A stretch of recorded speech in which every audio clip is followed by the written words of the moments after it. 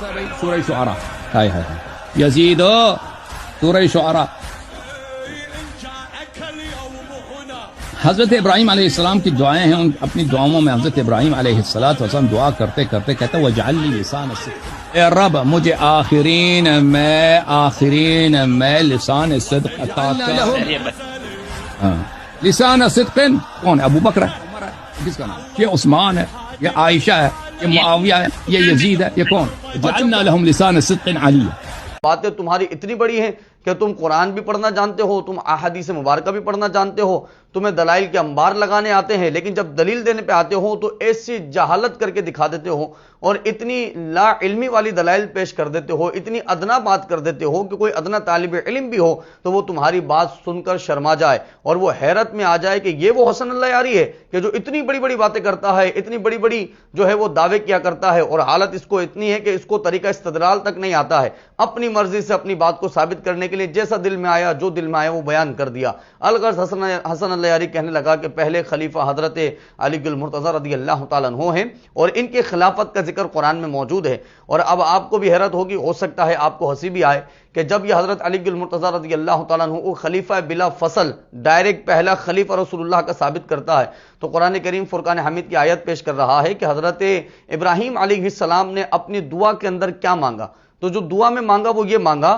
کہ وَجَعَلْنَا لَهُمْ لِسَانَ صِدْقٍ عَلِيًّا، کہ اے اللہ مجھے حضرت علی المرتضی رضی اللہ تعالیٰ عنہ کی سچی زبان عطا کر. تو یہ کمال درجے کی اس کی جہالت ہے کہ یہ جو لفظ علی جن ہے جس کو اس نے استدلال کیا ہے اور اس سے مراد حضرت علی لیا ہے، میں یہ کہتا ہوں دنیا کے تمام مفسرین اٹھا کے دیکھ لیجئے، کسی نے بھی یہاں پر علی جن سے مراد ذات علی المرتضی رضی اللہ تعالیٰ عنہ نہیں لی. حضرت علی المرتضی کی ذات مراد نہیں ہے، بلکہ کوئی ادنا طالب علم بھی ہو تو وہ سمجھ جاتا ہے یہاں پر مراد بلندی ہے کہ اللہ تبارک و تعالیٰ بیان کر رہا ہے کہ ہم نے سچی بلند ناموری بھی انبیاء کو عطا فرمائی، حضرت ابراہیم علیہ السلام کو عطا فرمائی. اپنی جانب سے وَوَهَبْنَا لَهُم مِّن رَحْمَتِنَا، ہم نے اپنی جانب سے ان کو رحمت بھی عطا کی. اور یہ کہنے لگا کہ یہاں پر علی جن سے مراد نام علی ہے رضی اللہ تعالیٰ عنہ، جبکہ اس کو پتہ ہی نہیں کہ تمام مفسرین نے اس بات کی صراحت فرما دی ہے یہاں پر حضرت علی المرتضی کی ذات مراد نہیں ہے، یہاں پر مراد بلندی ہے. اور اسی طرح سے قرآن کریم فرقان حمید سورہ مریم آیت نمبر 57 میں اللہ تبارک و تعالیٰ نے فرمایا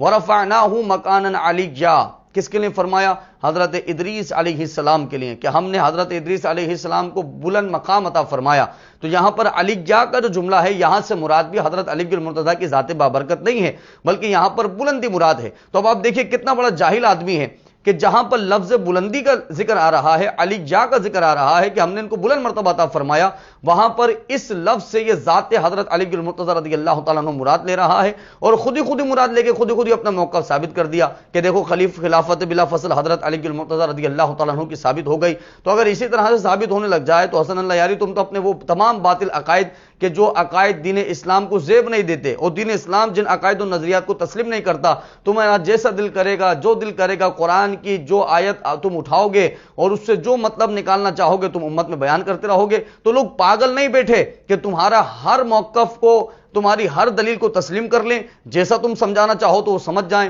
تو میں لوگوں کو بیان کر رہا ہوں کہ آپ قرآن اٹھائیے اور ترجمے اٹھائیے اور دیکھ لیجئے کہ یہاں پر جہاں بھی قرآن کریم میں علیہ کا مطلب آ رہا ہے، اعلیٰ کا مطلب آ رہا ہے، وہاں پر عرفہ مراد ہوتا ہے، بلندی مقام اعلیٰ مراد ہوتا ہے، ذات حضرت علی المرتضی رضی اللہ تعالیٰ عنہ مراد نہیں ہے. اور اگر تم یہی بات کرتے ہو تو پھر قرآن کریم فرقان حمید میں اللہ تبارک و تعالیٰ نے جن ذاتوں کو مراد لیا ہے اب تم بھی اس کو تسلیم کرو. لیکن جب میں یہ بات کروں گا تو یقینی طور پر یہ بات تمہیں ہضم نہیں ہوگی، لیکن بحمد تعالیٰ میری بات عین قرآن کریم فرقان حمید کی بالکل سچی بات ہے. مفسرین نے اس بات کو تسلیم کیا ہے. وہ بات کیا ہے کہ اللہ تبارک و تعالیٰ سورہ نساء آیت نمبر 69 کے اندر ارشاد فرماتا ہے وَمَن يُطِعِ اللَّهَ والرسول فاولئک مع الذین انعم اللہ علیہم من النبیین والصدیقین والشہداء والصالحین، کہ جس نے اللہ اور اس کے رسول کی اطاعت کی تو کل قیامت میں اللہ تبارک و تعالی اس بندے کو انبیاء، اس بندے کو شہداء، اس بندے کو صدیقین کے ساتھ رکھے گا. تو علماء فرماتے ہیں یہاں پر صدیقین سے مراد سب سے پہلا اگر کوئی ہے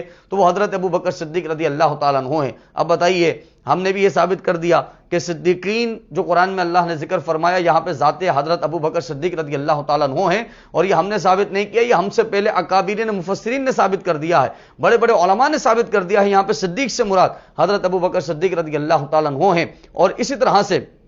سورہ توبہ آیت نمبر 119 میں اللہ تبارک و تعالی ارشاد فرماتا ہے یا ایھا آمنوا اتقوا اللہ وکونوا مع الصادقین، اے ایمان والو اللہ سے ڈرو اور صادقین کے ساتھ ہو جاؤ۔ تو تفسیر خازن آپ اٹھا لیجئے جلد نمبر 2 اور صفحہ نمبر 419، یہ سامنے حوالہ موجود ہے۔ سعید بن جبیر رضی اللہ تعالیٰ عنہ نے ارشاد فرمایا، یہاں پر جو اللہ نے فرمایا نا وکونوا مع الصادقین، صادقین سے مراد حضرت صدیق اکبر رضی اللہ تعالیٰ عنہ ہیں۔ تو صدیق اکبر کا بھی ذکر قرآن کریم فرقان حمید کے اندر موجود ہے۔ تمہارا یہ جو دعویٰ ہے کہ بھائی علی کے اللہ نے فرمایا ہے، نہ حضرت عثمان کا نام لیا، نہ حضرت عمر کا لیا، نہ حضرت صدیق کا لیا، نہ حضرت معاویہ کا لیا، بتاؤ حضرت علی کا نام لیا ہے، تو یہ کہاں؟ یہ جو میں آیت پیش کر رہا ہوں اس میں ہے تو صحیح صدیق اکبر کا ذکر، ومن یطع اللہ والرسول فاولئک مع الذین انعم اللہ علیہم من النبیین والصدیقین، یہاں سے صدیق سے مراد حضرت ابوبکر صدیق ہیں۔ اور اسی طرح یا ایھا الذین آمنوا اتقوا اللہ وکونوا مع الصادقین، یہاں صادقین سے مراد بھی حضرت ابوبکر صدیق رضی اللہ تعالیٰ عنہ کی ذات بابرکت ہے۔ تو جو بات علماء مفسرین نے ثابت کی ہے اس بات کو تسلیم کیا جائے، یہاں وہاں کی ہانکنا، الٹے سیدھے استدلال کرنا، جو لفظ جس معنی میں استعمال ہوا ہے اس کو اسی میں استعمال کیا جائے، ایسا نہیں کہ ہر لفظ کو اٹھا کر ہمارا جو دل کرے گا ہم وہ ذات مراد لے رہے ہوں گے۔ تو میں پھر بتاتا چلوں یہ اعلیٰ قسم کی جہالت حسن اللہ یاری کا ہی حصہ ہے کہ اس کے دعوے بہت بڑے ہیں، لیکن حال اس کا یہ ہے کہ اس کو قرآن کریم فرقان حمید سے دلیل بھی پیش کرنا نہیں آتی، اور اپنی بات منانے کے لیے، اپنے موقف کو ثابت کرنے کے لیے جیسا دل کرتا ہے، جو دل کرتا ہے، جو ترجمہ اس کو زیب دیتا ہے وہ یہ کر دیا کرتا ہے۔ یہ سمجھتا ہے کہ دنیا بے وقوف ہے، یہ جو بولے گا لوگ تسلیم کریں گے، لیکن میں اس کو بتاتا چلوں بحمدی تعالی قرآن اور حدیث پوری دنیا کے پاس ہے، ذہن پوری دنیا کے پاس ہے، افہام و تفہیم بھی اللہ نے پوری دنیا کو عطا فرمایا ہے۔ بہت سارے ایسے لوگ ہیں کہ جو پڑھنا بھی جانتے ہیں، سمجھنا بھی جانتے ہیں، تو لوگ پاگل نہیں بیٹھے کہ تمہارا جو دل کرے گا تم اس کا معنی اپنی مرضی سے مراد لے کر جیسا دل کرے گا لوگوں کو بیان کرنا شروع کرو گے۔ تو میں یہ بیان کر دوں قرآن کریم فرقان حمید میں اللہ رب العزت نے جہاں جہاں فرمایا وَجَعَلْنَا لَهُمْ لِسَانَ صِدْقٍ عَلِيًّا، اور اسی طرح وَرَفَعْنَاهُ مَكَانًا عَلِيًّا، یہاں پر ذات حضرت علی المرتضیٰ مراد نہیں ہے، بلکہ یہاں پر بلندی مقام مراد ہے جو اللہ نے انبیاء کو عطا فرمایا۔ اللہ رب العزت سے دعا ہے ہم